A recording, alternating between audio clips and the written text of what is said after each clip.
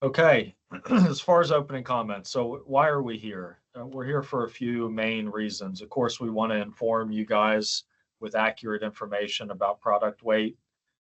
It's easy to hear someone talk about a weight, and then that weight information gets added and replicated and repeated. So we want to talk to you about how we can adjust the weight of a new Mack Pioneer to be as weight sensitive as possible. We, of course, want to give you guys an opportunity to answer any questions, raise any concerns that you have so that we can either respond to those or bring those back to the greater organization. And the biggest reason we're here is just to help you.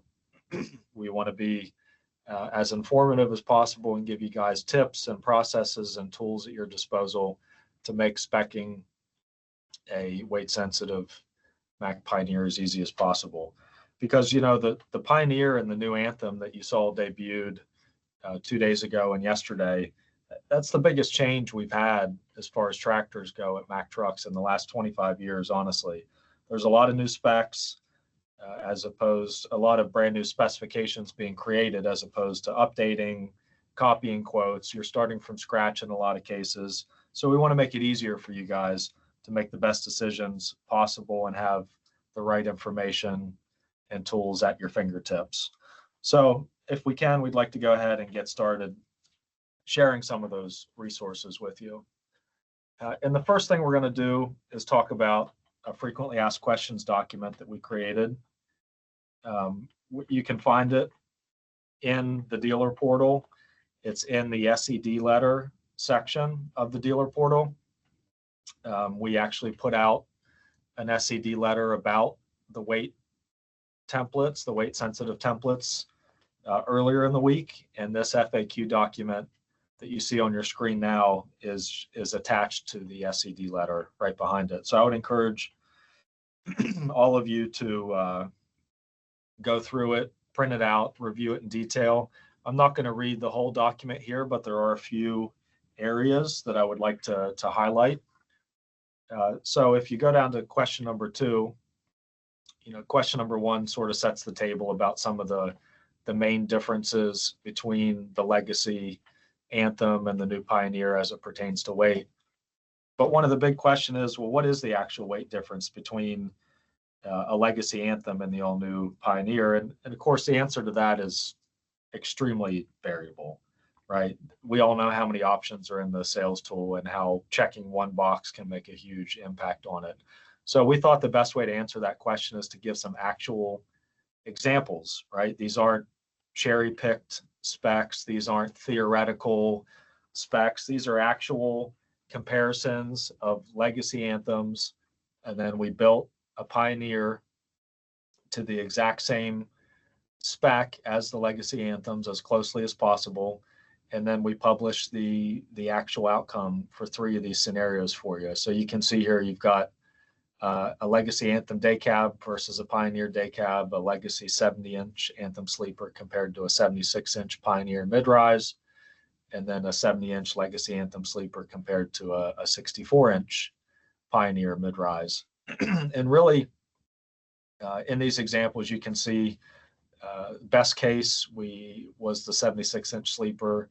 It gained about 0.5% of weight, all the way up to 3.5% for the day cab. However, if you look at the little asterisks underneath of it, if you had gone through and made a few different choices, maybe smarter choices that we're going to outline here in the rest of this document, that could have been decreased by about 200 pounds, making it a lot closer. Going forward to question number 4, one very common thing that we found a lot on the Volvo truck product is that a lot of the early trucks were ordered with Max Ride air suspension. That's about a 650-pound add to product weight. It also excludes you from using aluminum cross members, which is another weight impact. You know, it's a great suspension. It is extremely durable. The 8-bag suspension has great ride quality, tire wear, highway slap. It's great in a lot of different areas, but really it compares more closely to the new AADZ or Hendrickson Primax demanding haul application suspensions. The Max Lite is the industry standard, offers really great ride characteristics and is lightweight as well. So that's an important thing that we wanted to call out. If you go down to question number 6, we hit about a half dozen main points about weight in succession. A key thing is when you have an Anthem customer, a legacy Anthem customer that you're upgrading to the Pioneer, you want to take some time and really evaluate whether the 76 or 64-inch sleeper is the right fit for them.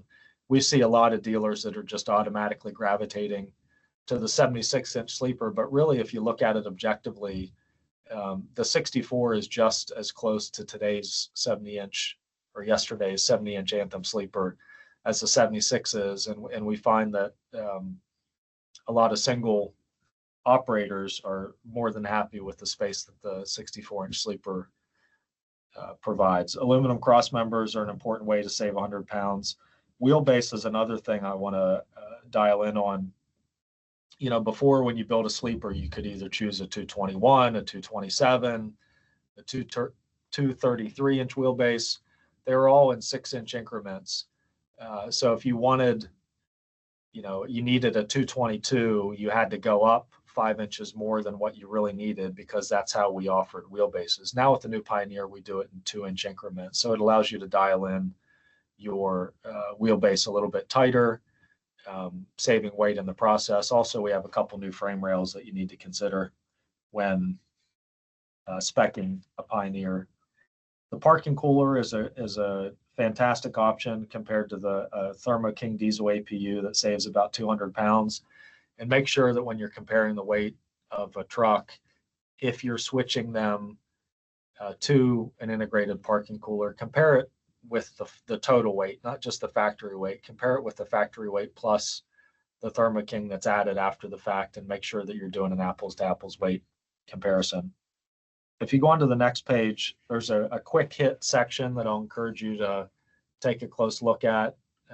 This just calls out a few really easy ways to save weight that are operationally not very impactful to the truck. And you know, you keep all these in your mind, you're going to stack them on top of each other and come up with significant savings all in. Question number 8, and I'll just hit on 2 more brief things, and then we'll get back to the rest of the presentation. I understand. I mean, I was in the field for a long time selling trucks. I get that people asking about weight is extremely common, right? Everybody wants to know how much the truck weighs, and it's nothing different from what I would be doing if I was a truck purchaser. But you also have to take the time as a sales rep and really dial into the customer and their application. You know, this graph is not our data. This comes from the Federal Highway Administration, and it shows all those trucks inside that red box are highway tractors that are completely grossed out at 80,000 pounds or more. You can see that makes up a very small portion of the overall population of trucks, and that they shouldn't focus in on that maybe as much as they might think. So take that time to work with them and talk through the weights that they typically operate at, because, you know, let's simple math. If they're grossing at 70,000 pounds, it doesn't matter if the truck gets 300 pounds heavier or 400 pounds heavier, or even in an extreme case, technically it could get 8,000 pounds heavier. I'm being hyperbolic on purpose, but as long as you stay below that 80,000 pound weight limit, the weight of the truck is not as impactful as the questions might imply. So take the extra time when you are asked those questions, learn more about the weights that they're hauling. I'm not saying that there are no weights that are impacted by weight, or applications that are impacted by weight. Of course, there are plenty, but just consider how many you see on that chart that are not impacted, and that you're taking advantage of that. So the last thing I'm going to talk about on this frequently asked questions document is how the weight of our truck we compared it to the legacy Anthem. Now let's compare it to other OEMs. These are 3 other trucks in addition to our own, Kenworth International and Freightliner, that we leased, got them to be as close to the specification of the Mack Pioneers we possibly could, filled them all up full of fuel and DEF, and then weighed them all independently at our facility. And you can see that we're not the lightest truck by any means, but we're also not outside of our competitive set, right? We are not going to be lighter than a truck that has an aluminum cab, but we're also well inside. And this isn't, again, this is a general freight, aero roof fairing, 2 fuel tank, 13-liter engine type comparison. So this is representative of a lot of the regional haul trucks that you see out on the highway today. We are working on being able to do a similar comparison to this for large sleepers.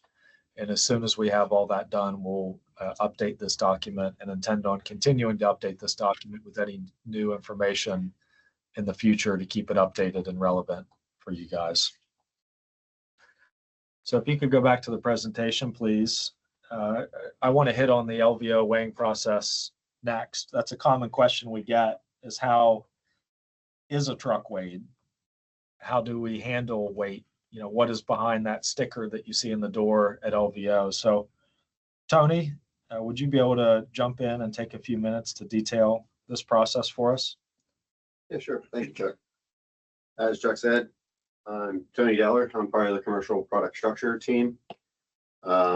And one of the areas that we focus on within our group is the weights that are displayed in the MSS sales tool and how they relate to that of what's on the door sticker that you see. So for at LVO, the scales, they're located just after dyno and alignment, right before the truck is green okayed to send out to truck movers, or as we like to call it, Iron Tiger. The operators will drive the trucks over the scales. There's scales for the front, scales for the rear axles. They'll get out of the truck and start the weighing process. It should be noted that for that sticker weight, it rounds it to an accuracy of plus minus 20 pounds. And all the things that are captured within the weight of that truck are obviously all the parts that were spec'd out on the truck, but more specifically, certain quantities of fluid. So your stuff that you don't go to the gas station regularly for, like engine oil, your coolant, your axle lubricant, all that kind of stuff is completely full in the truck. But then things like your diesel fuel and your DEF, those are partially filled. For the new Pioneer and Anthem, we have the DEF tanks a little bit larger on them, and you'll see that we fill them with about 10.5 gallons worth of DEF. And then for the fuel tanks, it's approximately 20 gallons per tank of diesel fuel. So if you get dual tanks on the truck, it'll be 40 gallons worth of fuel that is all captured within the weight on that door sticker. As we take that back to the MSS sales tool, we took the opportunity for this new product to completely rework how we do our background calculations in the sales tool for it. And we're trying as best as possible to match that of the door sticker. So as you spec your trucks with fuel tanks and your DEF tanks, it will capture the 20 gallons worth of fuel per tank on fuel and 10.5 gallons worth of diesel fuel, worth of DEF in your DEF tanks. As we continue to build more and more of these trucks, we're constantly analyzing the data and hone in the MSS estimated weights. Right now, we're seeing that the majority of our trucks are within 2%, plus minus 2% accuracy for that estimate versus what's on the door sticker. But like I said, we're constantly trying to evolve that and get more accurate. So with that being said, as you spec a truck today, if you were to spec a truck today and take that same exact spec and re-look at it in the sales tool 2, 3, 4 months from now, you could see a slight difference in the overall weight shown in MSS. And that is a result of my team constantly trying to tweak those numbers and give the customers, the dealers, you guys, the most accurate numbers as we can. Awesome, Tony. Thank you very much. Tony used to work in the plant, so it's especially nice to have him here joining us, talking about, not only things that he experienced inside the walls of LVO, but now being in charge of product weight in the sales tools. So that's great. Thank you, Tony, very much. Now, Kenny Palmer, he's going to talk to you about some more key resources and information that we want to update you on. Kenny? Sure. Thanks, Chuck. So one of the other tools that we've created, and you can see in the upper left-hand corner, we released a sales engineering letter on Monday. We've created some weight-sensitive spec recommendations. We're treating them as like an application package, and you'll see that they're in the application packages section of the Pioneer 6x4. That was the model we did first. We did 3 separate packages: a day cab, a 64 mid-roof, and a 76 high roof. This family is a mandatory family, and you can see there's even a without code that if you're not planning on using one of them, you got to pick it instead. And so these packages do a couple different things. They select some optimized front and rear axle ratings that are around this long haul segment that the Pioneer is playing in. It optimizes the frame rail sizes. And the other thing I want to be very clear is, a lot like some of our other application packages, you can continue to spec up outside of these packages if you so wish. So we're giving you a good starting point that you can use as a great springboard to change your spec one way or the other. So we do have a couple rules in place, like these packages don't let you pick steel wheels, but when you pick the package, we're getting you into what we consider a great starting point: aluminum fifth wheel angles, aluminum cross members, optimized frame sizes, like I mentioned earlier. We move you into the things that give you a good starting point that better align with the recommended case studies that Chuck had mentioned earlier on the FAQ. So again, if you have any questions related to these packages as to what they're specifically picking, we can go into further detail on that. But sales engineering is all aware these packages exist and that there is a significant amount of flexibility, that we're not locking you too much into a bullet spec. We also released a sales engineering letter communicating that there are some new weight-related rules. When I say weight-related rules, these rules are some new restrictions to better optimize the weight balance between the left-hand rail and the right-hand rail. Now, we understand a lot of people are just copying or updating existing specs of what they've been selling on the legacy Anthem and Pinnacle product onto the Pioneer, where we are used to seeing a larger fuel tank on the left-hand side versus the right. But I do want to highlight that because the Pioneer has some new platform design elements, such as the Super Power Box, which is a DC-DC converter box that's on the frame rail in front of the battery box behind the fender, that doesn't move. That's an added component on the left-hand frame rail. We've had increased battery options, such as the ultra capacitor choices, along with the integrated parking cooler that puts 6 batteries in that battery box itself. That, coupled with the fact that we moved to our linear exhaust treatment system on the right-hand side, which is a fair bit lighter than the legacy option, we need to move some weight from the left-hand rail to the right-hand rail whenever possible.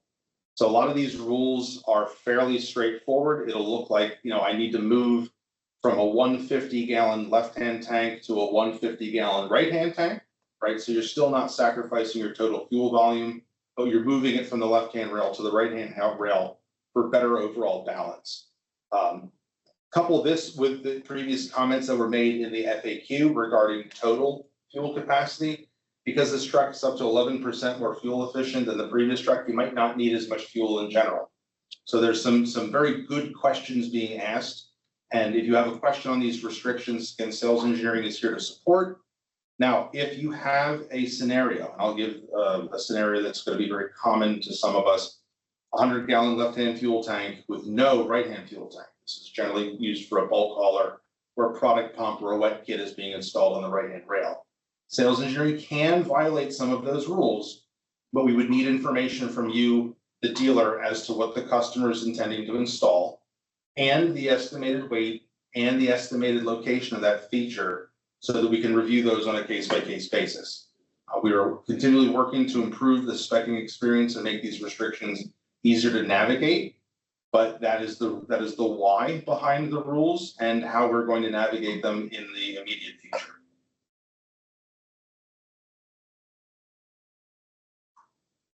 All right, Kenny, anything else from your side? Oh, thanks, Chuck. All right, then Janelle, would you talk to us a little bit about some training opportunities coming forward and how the integration of today's material is going to happen? Yes, absolutely. So we will have an upcoming Academy Live on the value of packaging, which will include the weight sensitive specking. We'll also have an upcoming webinar being held in August, focusing on engines and transmissions. Not to mention, we have our second half in-person training opportunities. And if you have any questions on that, please reach out to the Academy, Juan Medina, or your district sales manager, and we'll be happy to give you some additional information. Thank you so much, everyone, and have a great day. Thank you. Thanks.